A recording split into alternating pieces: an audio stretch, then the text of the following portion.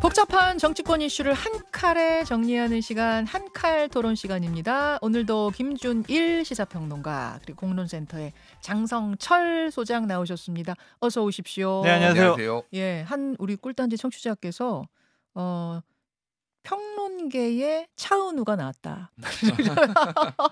난가? 난가? 난가? 예, 또 이러면서 요즘 긴장의 연속인데 우리 청취자님 덕분에 한 번 또 웃고 가네요. 두 분 지난 주말 탄핵안 가결 보신 소감 한 줄 평으로 정리해보죠. 장 소장님. 다행이다. 다행이다. 네, 탄핵돼서 다행이다. 그런 생각 듭니다. 안 됐으면은요.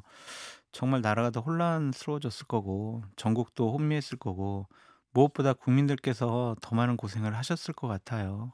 거리에 이 추운 데 나오셔가지고 민심을 보여줘야 되잖아요. 그래서 그러한 국민들의 고생이 덜해질 수 있어서 너무 다행이다라는 생각이 듭니다. 길어지지 않아 다행이다. 네. 한 줄 평 김준일 평론가.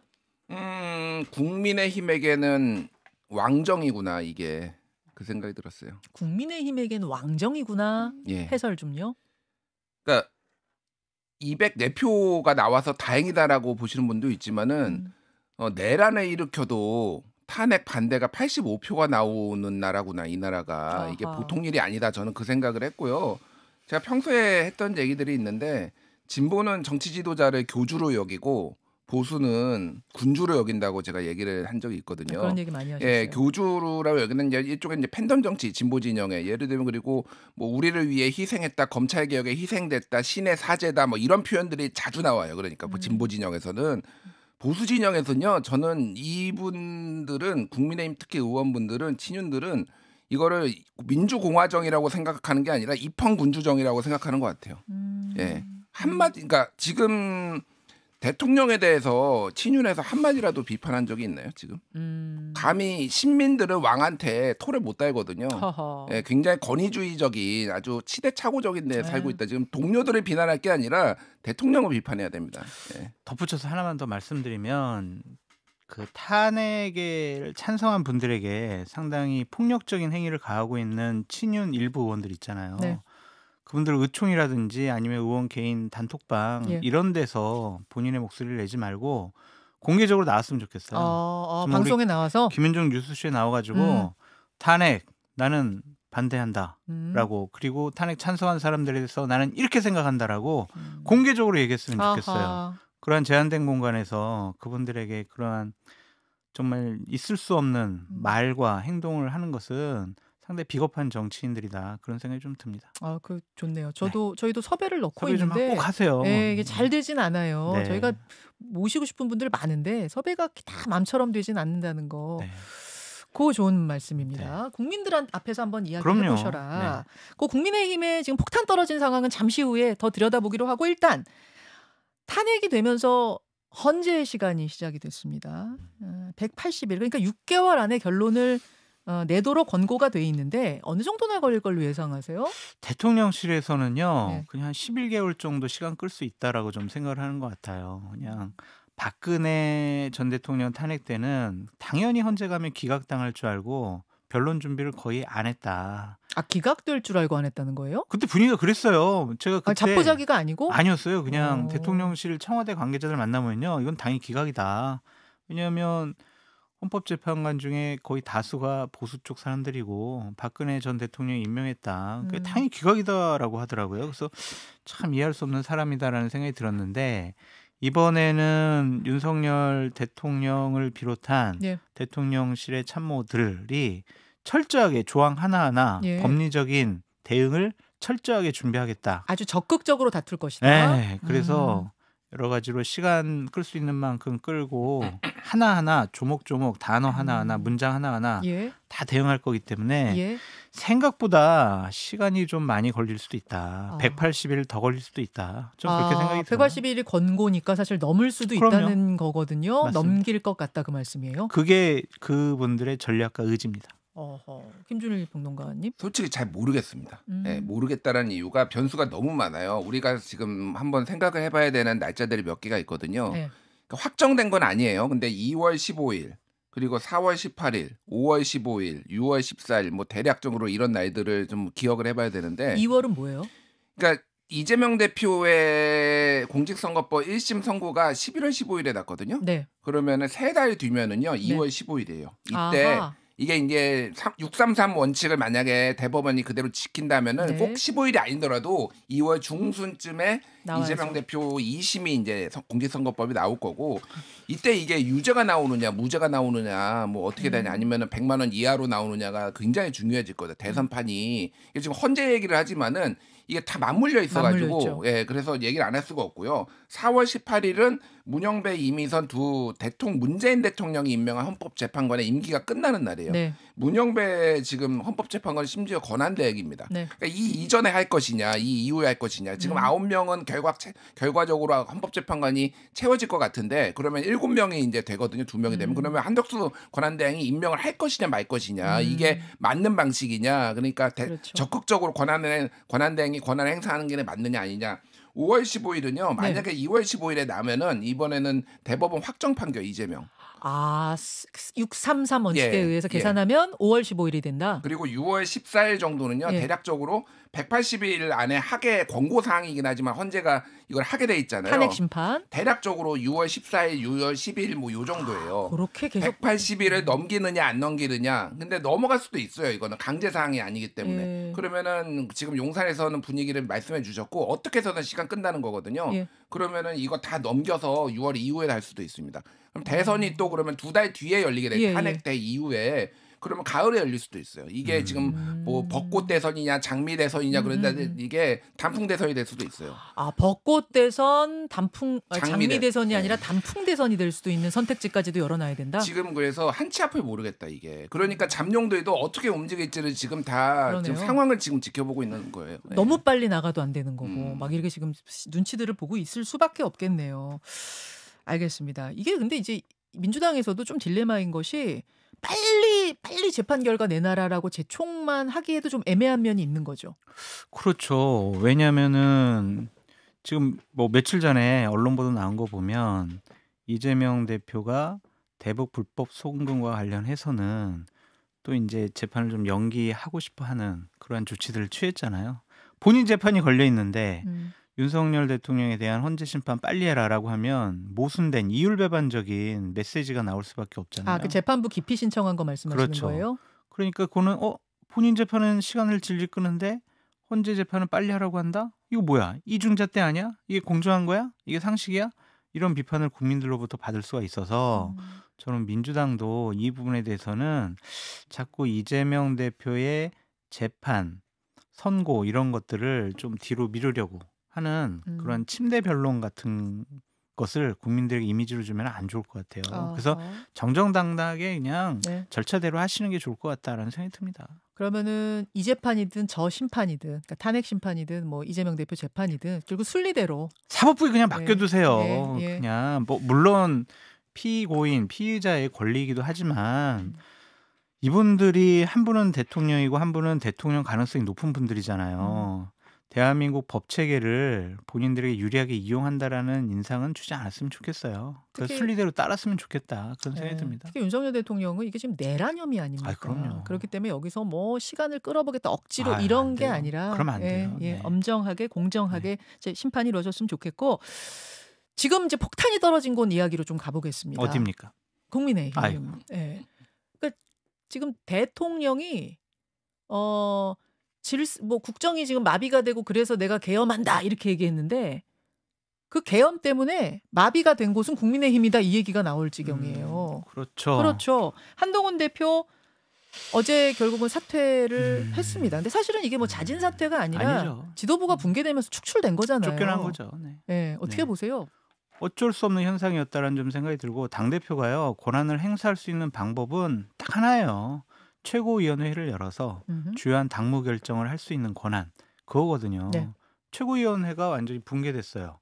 본인 혼자 최고위원회의 할 수 없잖아요. 그러니까 당연히 그냥 그만두고 쫓겨나는 건데 좀 안타깝고 아쉬운 건 뭐냐면 한동훈 대표가 정말 국민의 지지도 많이 받고 야 정말 이거 멋있다 이러한 평가를 받는 시기도 있었는데 그거를 잘 활용하지 못하고 놓쳐서 뭐에 권력을 잡으면 이상하게 취하더라고요. 그냥 자기 생각과 판단이 옳다고만 생각해서 다른 참모들과 측근들과 상의하지 않고 본인의 생각과 판단을 측근들에게 강요한 그 모습, 그것이 저는 실패의 원인이라고 보여지거든요. 중간에 하야가 뭐 질서 있는 퇴진 그거 부분 지적하시는 그것도 걸까요? 그렇고 본인이 그러니까 그런 것들을 측근하고 좀 상의를 하고 자 이런 일이 있었기 때문에 나는 입장을 이렇게 바꿀 수밖에 없었어라고 주변에 논의를 모아갔으면 좋은데 측근들도 기자회견하고 아니면은 최고위원 발언을 보고 한동훈 대표의 생각과 판단을 알 수 있더라는 거잖아요. 그러니까 장동혁, 진종호 최고위원이 돌아선 게 지금 지도부 붕괴의 핵심이었는데 그렇죠. 그들을 설득해내지 못한 그 부분 말씀하시는 그렇죠. 거예요? 그 측근들조차 내 편으로 완벽하게 만들지 못했는데 어떻게 당대표로서 그 지위와 권한을 유지할 수 있었을까? 그래서 지금 성찰의 시간을 갖겠다고 하셨잖아요. 예. 내가 과연 나 혼자만 내 생각과 판단만으로 정치를 할 수가 없구나. 주위에 내 사람 많이 만들어야 되는구나. 그걸 많이 느끼셨으면 좋겠어요. 아하, 김준일 평론가. 예. 지금 보면은 사실은 뭐 중간에 좀 오락가락한 면이 있지만 마지막에는 어쨌든 국민 다수가 압도적으로 지지하는 탄핵 쪽으로 찬성 의견을 낸 거잖아요. 그럼 말하자면 국민의 뜻에 맞는 걸 냈는데 오히려 배신자다, 레밍이다 이런 얘기를 들으면서 지금 쫓겨나는 상황이 돼버린 게 상황이 좀 희한하다는 생각이 들거든요. 예. 어떻게 그러니까 보세요? 본인의 실책 얘기를 이제 해주셨는데 조금 더 그 얘기를 조금 구체적으로 하면은 한동훈 대표는 당 대표직에 연연할 게 아니라 본인이 언제 사퇴를 해야 될지를 사실은 조금 정략적으로 정무적으로 판단했었어야 된다라고 생각을 해요. 어떤 말씀이실까요? 저는 3번의 기회가 있었다고 봅니다. 한 번은 12월 4일 날 3일 밤 4일에서 계엄 사태가 벌어졌을 때 그때 국회 내에 들어와서 어쨌든 이거를 탄핵을 그러니까 계엄을 해제하는데 굉장히 큰 일조를 했잖아요. 국민의힘 18명 의원과 함께. 그렇죠. 그러니까 이때 사실은 과감하게 던질 필요도 있었겠다. 이거를 본인이 컨트롤할 수 있을 거라고 생각한 게 굉장히 큰 착각이었다고 봐요, 저는. 그러니까 결국은 이런 식으로 될 가능성이 높았거든요. 그러니까 이 사태의 책임을 지고 당대표로서 사퇴하겠습니다라고 했었으면 좋겠다라는 거. 그 얘기는 대통령은 저 사과하지 않고 저렇게 나오는데 나는 책임을 지고 여당 대표로 사과하고 떠나겠다 이렇게? 예. 첫 번째 기회는 그거였고 두 번째 기회는 12월 7일이었다라고 보는데 7일 전후로 해가지고 이거를 당에서 이걸 아예 투표 불참을 선언해 버렸잖아요. 근데 이거를 당대표직을 걸고 투표 불참은 안 된다. 민주주의 국가에서 이런 건 안 된다. 의회를 존중해야 된다라고 하면서 자기의 거취를 걸어버리고 이거를 다 재고해달라고 해서 거기서 부결됐을 때는 자기가 명분도 있고 당에서의 신뢰도 덜 잃고 하면서 또 사퇴할 수 있었거든요. 마지막은 지난 금요일 토요일이죠. 그러니까 이때는 이거를 자유투표를 해야 된다. 당론으로 하면 안 된다라고 해서 또 한번 걸었어야 되는데 결국은 이거는 쫓겨나는 모양새가 됐잖아요. 그 와중에 국민들의 지지도 다 떨어지고 당에서도 배신자 소리 듣고 여러 가지로 원칙도 잃고 정무적으로도 지지도 잃고 그랬단 말이에요. 결국 한동훈 대표의 어떤 원동력, 힘, 어떤 정치인으로서의 어떤 힘은 근원은 지지예요. 사실은 국민적 지지예요. 그래서 한동훈 대표가 저는 완전히 끝났다고 보지는 않습니다. 왜냐하면은 보수 진영에서 흔치 않게 소위 말하는 팬덤이 있어요. 그러니까 보수 진영에서 팬덤이 있었다는 사람은 박근혜 대통령밖에 없거든요, 지금까지. 아, 그런가요? 예. 박근혜 대통령밖에 없었어요. 이명박 팬덤 본 적 있습니까? 윤석열 팬덤 뭐 있어 보이. 최근에 이제 극우들이 이제 뭐 이렇게 아스팔트 우파들이 조금 지지를 하지만은 기본적으로 이런 팬덤은 한동훈밖에 없기 때문에 차기에 그게 추후에 이제 도움이 될 수도 있습니다. 정치적 재기하는데 하지만은 지금은 굉장히 큰 정치적 그리고 신뢰를 중도층에서도 있고. 뭐 이를테면 지지자들한테도 있고 굉장히 큰 타격을 입었다. 그러니까 저는 이해할 수 없었던 게 한동훈 대표 측근들에게 끊임없이 확인했거든요.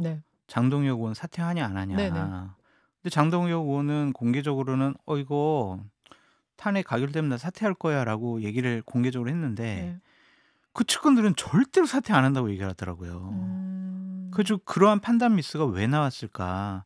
장동혁, 진종호만 사퇴 안 했어도 한동훈 체제는 계속 유지될 수 있었거든요. 그렇죠. 그런데 그러한 오판을 한 이유가 뭘까? 좀 그게 상당히 좀 의아스러워요. 조금 전에 앞서 인터뷰한 김종혁 최고위원은 그 두 분의 사퇴를 제가 똑같은 질문 드렸어요. 그랬더니 표결 직후, 탄핵 표결 직후에 열린 의원총회에서 인민재판 같은 상황이 벌어져서 아마 이 두 분이 못 버틴 것 같다 그 말씀하시더라고요. 그러니까 그거는 핑계죠. 어쨌든 한동훈 대표가 동지의식을 제대로 심어주지 못한 것이 아니냐, 지도자로서 믿음을 준 것이 아니냐 그런 생각이 들어요. 그래서 한동훈 대표 지지자분들이 장동혁, 진종호 이 배신자들 이렇게 얘기하시는데 어쨌든 권력을 가진 쪽에서 잘 했어야 해요. 그래서 한동훈 대표 지지자분들도 그 두 분들에 대해서 너무 비판 안 하시는 게 좋을 것 같다. 책임은 당대표가 지고 지도자가 지는 거다. 그렇게 말씀드려요. 네, 요거는 제가 짧게 말씀드리면은 어쨌든 한동훈 대표의 실책과 실기가 있었긴 하지만은 국민의힘에 지금 윤석열 정부 들어서 국민의힘이 하는 걸 보면은 기회만 생기면은 정적 제거. 네, 이게 지금 사실상 그리고 이제 친윤이라고 하기도 그렇고 집단 지도 체제가 됐거든요. 어떻게 해서든 권력을 잡아보려고 지금 악의다툼이 벌어졌어요. 그러니까 제가 어제도 말씀드렸는데 보십시오. 이게 지금 지도체제가 이준석, 권성동 권한대행, 주호영, 권성동 권한대행, 정진석, 김기현, 윤재옥 권한대행, 한동훈 비대위원장, 윤재옥 권한대행, 황우여 비대위원장, 한동훈 대표, 또 권성동 권한대행, 또 비대위원장. 11번 바뀌었어요. 11번. 그러니까 12번째예요. 이제 오면은. 이게 그러면은 2년 반 동안 12번이 이게 말이 됩니까? 제가 이런 정당에 태어나서 본 적이 없어요, 지금까지. 외국에서도 거의 본 적이 없습니다. 외국에서도 본 적이 없어요.